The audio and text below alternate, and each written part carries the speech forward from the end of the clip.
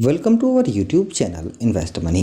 Friends, mutual funds plan के अंदर अगर आप पैसे को निवेश करना चाहते हैं तो उससे पहले आपको कुछ नॉलेज होना काफ़ी ज़रूरी है।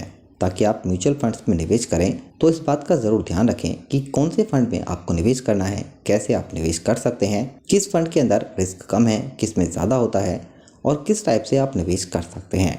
अगर आप म्यूचुअल फंड्स में निवेश करना चाह रहे हैं या फिर आप म्यूचुअल फंड्स में निवेश कर चुके हैं तो दोस्तों ये वीडियो आपके काफ़ी काम आ सकती है। अगले 5 मिनट में हम आपको क्लियर बताएंगे कि कैसे और किन फंडों में कितना रिस्क होता है और कहां पर आपको जल्दी प्रॉफिट मिल सकता है या फिर कहां पर आपको कम रिस्क लेकर ज़्यादा प्रॉफिट मिल सकता है। दोस्तों, सबसे पहले हम बात करते हैं म्यूचुअल फंड्स प्लान की। तो यहाँ पर आपको बेसिकली अगर निवेश आप कर रहे हैं तो इक्विटी के अंदर 3 तरह के फंड आपको मिल जाते हैं। एक होते हैं large cap fund, small cap fund या फिर मिड कैप कैटेगरी के फंड। इसके अलावा और बहुत सारे फंड होते हैं जैसे कि फ्लेक्सी कैप फंड है, मल्टी कैप फंड है या फिर डेट फंड है, कुछ हाइब्रिड फंड भी होते हैं। लेकिन दोस्तों इन सब के अंदर जो रिस्क है वो दोस्तों रिस्क अलग अलग होता है। सबसे पहले अगर हम लार्ज कैप फंड की बात करते हैं तो यहाँ पर आपके पैसे को निवेश किया जाता है देश की 50 फॉर्च्यून कंपनियों में, यानी कि जो देश की ब्लू चिप बड़ी कंपनी है उनमें पैसे को निवेश किया जाता है। जबकि मल्टी कैप कैटेगरी के जो फंड्स होते हैं उनमें आपके पैसे को मिक्स किया जाता है। उसके पोर्टफोलियो में कुछ स्टॉक स्मॉल कैप कैटेगरी के होंगे, कुछ लार्ज कैप कैटेगरी और कुछ मिड कैप कैटेगरी के। इसके अलावा अगर हम बात करते हैं हाइब्रिड फंड की तो यहाँ पर दोस्तों आपके पैसे को इक्विटी के अंदर लगभग 70% पैसा और करीब डेट फंडों में 30% पैसे को यूज़ किया जाता है। यहाँ पर रिस्क कम हो जाता है लेकिन प्रॉफिट ग्रोथ कम होती है। लेकिन अगर हम सबसे ज़्यादा रिटर्न की बात करें तो ये आपको मिलता है मिड कैप कैटेगरी के म्यूचुअल फंड्स और स्मॉल कैप कैटेगरी में। यहाँ पर आप बात करते हैं कि आप किन फंडों में निवेश करें। सबसे पहला आप ये डिसाइड करें कि आप कितने पैसे निवेश कर रहे हैं। मानते हैं कि अगर आप 1 लाख रुपए निवेश करना चाह रहे हैं तो आप क्या कर सकते हैं कि यहाँ पर एक फंड आप स्मॉल कैप कैटेगरी का चूज करें, एक मल्टी कैप कैटेगरी का, एक लार्ज कैप कैटेगरी और दोस्तों एक फंड आप हाइब्रिड कैटेगरी का चूज करें। इससे क्या होगा, यहाँ पर आपके पैसे को अलग अलग सेक्टरों में निवेश किया जाएगा। तो इससे क्या होगा कि रिस्क आपका कम हो जाएगा, क्योंकि अगर आप 1 लाख रुपए डायरेक्ट एक फंड में निवेश कर देते हैं यानी कि लार्ज कैप फंड में या फिर स्मॉल कैप फंड में, तो उससे क्या होगा कि ग्रोथ आपकी स्लो हो जाएगी।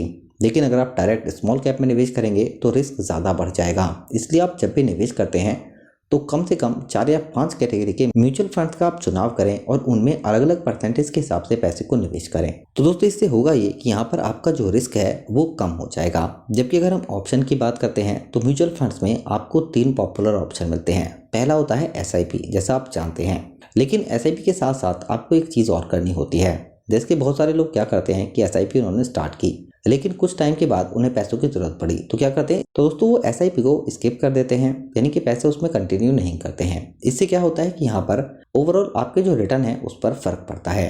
या फिर अगर आप SIP कंटिन्यू कर रहे हैं तो आपको कम से कम कुछ टाइम के बाद थोड़े थोड़े पैसे उसी फंड के अंदर लमसम भी निवेश करने चाहिए। जैसे कि कोई स्टॉक मार्केट के अंदर करेक्शन आया, उस पीरियड में उस फंड के NAV का प्राइस कम हो गया तो वहाँ पर आप लमसम थोड़े बहुत पैसे निवेश कर सकते हैं। उससे क्या होगा कि आपको शॉर्ट टर्म में भी एक बड़ा फंड जल्दी मिल सकता है। इसके अलावा आप हर साल अपने SIP को अमाउंट को बढ़ा सकते हैं। इससे यहाँ पर रिटर्न आपका काफ़ी बेहतर हो जाएगा। और अगर आप 5-10 साल के लिए निवेश कर रहे हैं तो हर साल 5% या 7% के हिसाब से आप अमाउंट को बढ़ा सकते हैं। और दूसरा ऑप्शन होता है लमसम का। लेकिन दोस्तों अगर आप लमसम पैसे निवेश कर रहे हैं तो एक साथ अगर आपको 5 लाख रुपए निवेश करने हैं तो कभी भी आप एक साथ निवेश ना करें, बल्कि आप थोड़े थोड़े टाइम के बाद पैसे को निवेश करें। ताकि दोस्तों अगर आपके म्यूचुअल फंड में करेक्शन आता है तो उस टाइम भी आप यहाँ पर पैसे को ऐड कर सकते हैं, जिससे आपको कम प्राइस के हिसाब से भी यूनिट लॉट की जाएंगी और आपका रिस्क कम हो जाएगा। और तीसरा ऑप्शन म्यूचुअल फंड्स में आपको मिलता है SWP प्लान का, यानी कि सिस्टमैटिक विड्रॉल प्लान का। इसके अंदर क्या है कि आप लमसम पैसे निवेश कर सकते हैं और इस पर एक मंथली इनकम शुरू कर सकते हैं। लेकिन यहाँ पर आपके पैसे पर रिस्क ज़्यादा होता है, क्योंकि इसमें आपको जो मंथली इनकम होती है उसमें आपके प्रिंसिपल अमाउंट से ही वो इनकम होती है। जैसे कि आपने पैसे निवेश किए और आपने इनकम शुरू की 10,000 रुपये की और आपने रिटर्न एक्सपेक्ट किया फंड से 15% का, लेकिन फंड में रिटर्न आपको मिला 12% का। तो यहाँ पर अगर 1 महीने के अंदर रिटर्न इतना नहीं मिल पाता है जितना आपने पे आउट सेलेक्ट किया है तो आपके लमसम अमाउंट से यूनिट सेल करके आपको पे आउट मिलता है। तो इससे आपके पैसे पर रिस्क ज़्यादा हो जाता है। तो दोस्तों इस वीडियो से रिलेटेड कोई क्वेश्चन होता है तो आप हमें ज़रूर बताइए और ऐसी ही बेहतरीन जानकारी के लिए म्यूचुअल फंड से रिलेटेड इस चैनल को सब्सक्राइब ज़रूर कर लें। Thank you for watching.